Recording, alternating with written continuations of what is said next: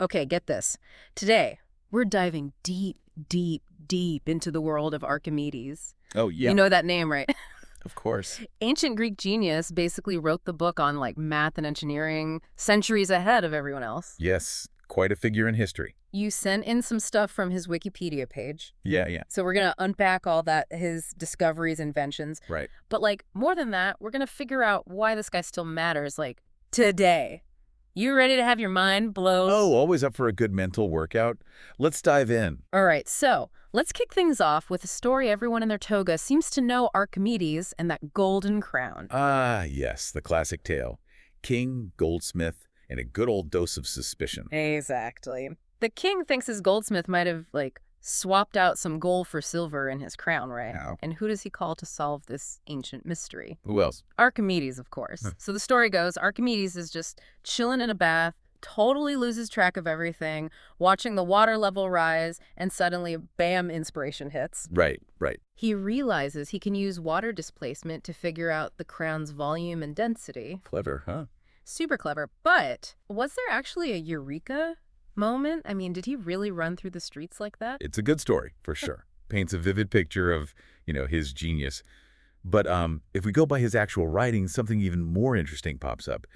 It seems like Archimedes had already figured out this whole buoyancy thing, laid out all the principles in his work on floating bodies. So no frantic dash through the streets shouting Eureka at the top of his lungs. Perhaps not, no.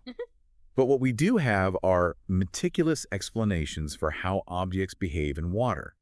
That's what we call buoyancy, or more specifically, Archimedes' principle. Mm-hmm. And get this, it's still the bedrock of naval architecture, even today. Okay, so break it down for me. What does this principle actually say, like in plain terms? All right, so basically it says any object you dunk in a fluid could be a crown in water, a giant ship in the ocean, anything it experiences an upward force. That's the buoyancy. And here's the mind-blowing part, this force. It's exactly equal to the weight of the fluid that the object pushes aside the fluid it displaces. Wait, hold on. So you're telling me that a massive, like, cruise ship stays afloat because the weight of the water it pushes aside is equal to its own weight? Exactly. Seems counterintuitive, right? Yeah. But Archimedes, he cracked this code over 2,000 years ago. He wasn't just solving a mystery for some king, he was unlocking the secrets of the seas. That's insane. Okay, so moving from water to dry land, we got to talk about Archimedes and levers, right? And I'm not just talking about him using levers, I'm talking about him proving the mathematical principles behind how they work. That's crucial. Archimedes wasn't just some handy engineer. He was a master of understanding the core laws of physics, the ones governing the world around us. And he even famously said, "Give me a place to stand and I will move the earth." Talk about confidence in your lever skills. Bold statement, for sure, but you hit the nail on the head. It's all about mechanical advantage. He understood that a small force, applied strategically, could overcome a much larger force. It's the principle behind everything from, like, crowbars to, at the playground, seesaws. Speaking of multiplying force, there's some debate about whether that, quote, the earth-moving one refers to levers or another one of his ingenious inventions, the barucos. Ah, yes. The barucos, basically a type of windlass. It's a winch that uses a crank and a rope wrapped around a cylinder to lift crazy heavy objects. Like, they use them all the time on ships for hauling in anchors or lifting cargo. So both levers and this barucos thing, they both use leverage to, like, make the impossible possible. Absolutely. And these weren't just theoretical toys for Archimedes. He used these principles for real when his hometown, Syracuse, was under attack by the Romans. Which brings us to another one of his mind-blowing inventions. Ready for this? The Archimedes screw. Oh, I love this one. This thing is as brilliant as it is simple. It's just a big spiraling screw inside a tube. Elegant, right. Totally. And effective. But don't be fooled by how simple it looks.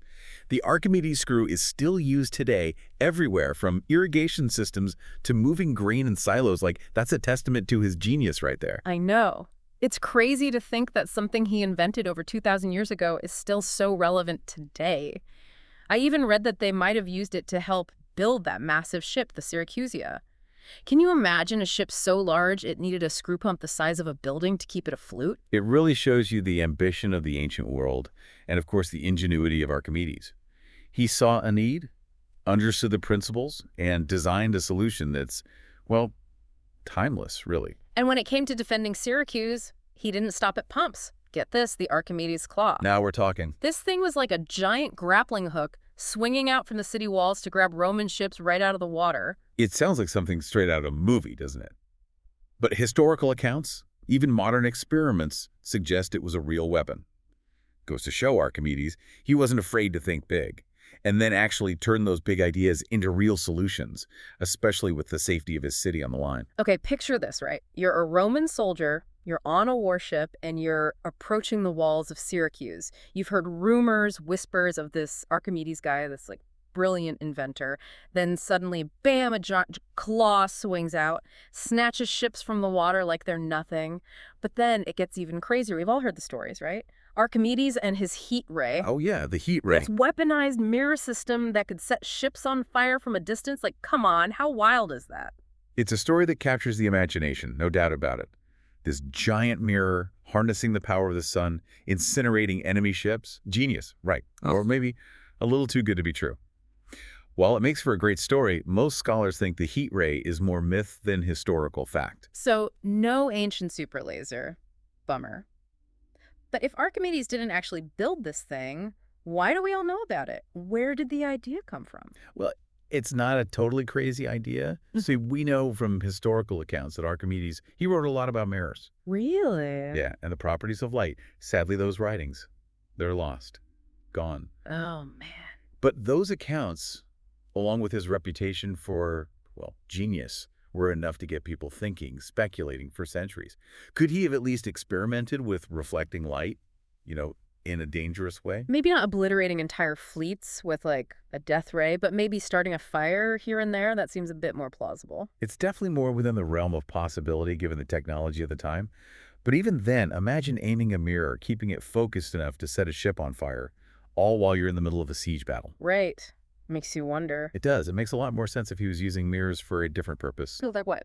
Blinding or disorienting the enemy crews. Oh, I see. Like a primitive form of psychological warfare. Exactly. Just imagine rows of polished bronze shields reflecting sunlight right into the eyes of those Roman soldiers, momentarily blinding them, messing with their coordination, sowing confusion, fear. Right. This is a far more practical use of Archimedes' knowledge of optics, and honestly, way more effective in a chaotic battle. Talk about a strategic advantage. Really makes you appreciate how clever Archimedes was, thinking steps ahead of his enemies, always. But it's important to remember, amidst all these incredible inventions, the war machines, that Archimedes, at his core, he was a mathematician. Actually, that's where his real passion was, supposedly. Oh, absolutely. His engineering feats. Yeah. Incredible, no doubt. But his contributions to mathematics, revolutionary. He wasn't just playing around with tools and structures. He was figuring out the fundamental laws that govern the universe. Yeah. Laws that would shape scientific thought for millennia. And when you think about his mathematical achievements, you got to talk about his work on approximating pi, right? Oh, of course. You know, that never-ending number, 3.14159, and so on? Pi. The ratio of a circle's circumference to its diameter. Such a simple idea. But it holds within it, like endless complexity. And Archimedes didn't just use pi, he found an incredibly accurate way to calculate it. Really? And get this, he kept the method a secret. Wait, what? He kept it a secret. Why would he do that? We can only speculate. Maybe he was playful or liked to challenge and amaze people. Whatever the reason, he shared his super precise value for pi, but the method, totally hidden, like a puzzle for future mathematicians. Because how'd he do it? What was the secret method? He called it the method of exhaustion. And it's pretty ingenious. Imagine trying to find the area of a circle curves and using only straight lines. Sounds so difficult. Very. But Archimedes, he had this breakthrough. He realized he could approximate the area by trapping the circle with polygons, those shapes with many sides. Okay. You've got your circle, and you draw a polygon inside, touching the circle's edge. Then you draw another one outside, Check. with its sides just touching the circle. So the more sides the polygon has, the closer it gets to a perfect circle, right? Exactly. By calculating the areas of these polygons, adding more sides again and again, he could get closer and closer to the true area of the circle. And as he got closer to the circle's area, he got a more precise value for pi. So he found a way to make the impossible possible. It's like a precursor to calculus. You got it. The method of exhaustion, it focuses on getting closer and closer to the answer, taking infinite steps, just like limits and infinitesimals, which are the foundation of calculus. It's mind-blowing that he was already thinking about these ideas centuries before they were formally developed. But pi wasn't his only focus. He dove into infinite series, grappled with the idea of infinity itself, even laid out the Archimedean property. And that's where Archimedes really sets himself apart. He wasn't just solving problems, he was asking huge questions, exploring big concepts, pushing the boundaries of what people even thought you could know. And by doing that, he built the foundation for some of the most important principles in math and physics. It's incredible, right? This guy was building these unbelievable machines, figuring out how things float, and at the same time, he's exploring, like, the infinite in mathematics. Makes you wonder, how did people back then react to Archimedes? Did they get it? Did they understand how brilliant he was? Or did it take, like, centuries for the rest of the world to catch up? It's a question that puzzled everyone, really. Historians, scientists, for centuries. I mean, Archimedes was definitely respected, especially after saving Syracuse. But the full scope of his genius, that took a while to really sink in. So he was, like, ahead of his time. People knew he was smart, but they didn't really know what to do with all his ideas. You got it. It wasn't until the Renaissance, centuries later, that his writings were rediscovered, translated, and people could really dig in. That's when his impact became clear. Makes you think about all the other brilliant minds out there throughout history, right? People whose ideas might have been lost because they were just too far ahead of everyone else. What a loss. Absolutely. But luckily with Archimedes, his legacy wasn't forgotten. His work ended up sparking the imaginations of some of the biggest names in history. Yeah. Leonardo da Vinci, for example. He was heavily influenced by Archimedes' work on mechanics and geometry. No way! Da Vinci! That's wild. I mean, he was a genius in his own right. To think even HE was inspired by Archimedes. It really shows you how powerful those insights were, the ones Archimedes had, and it goes way beyond da Vinci. Johannes Kepler, the astronomer, Yeah. the one who cracked the code of planetary motion. Right, Kepler. He relied heavily on Archimedes' mathematical principles, too. Hold on, Kepler. The guy who figured out that planets move in ellipses. What does that have to do with Archimedes? It's all connected. Kepler's laws of planetary motion. They're based on geometry, especially the geometry of ellipses, something Archimedes explored in depth in his work on spirals. Whoa. Okay. So we're talking about a ripple effect here. Archimedes comes up with these brilliant ideas, and then centuries later, they're still impacting some of the biggest names in history. Exactly. It's this chain reaction of genius. And maybe no one embodies that legacy more than Isaac Newton. Newton. Yeah, Newton, often called the father of modern physics. Even he knew he owed a lot to Archimedes. He once said, "If I have seen further, it is by standing on the shoulders of giants." And, Archimedes was one of those giants. It's almost impossible to overstate his impact, right? It's like Archimedes laid the foundation, these basic building blocks, and that allowed everyone else to come along and build even greater things. That's a great way to put it.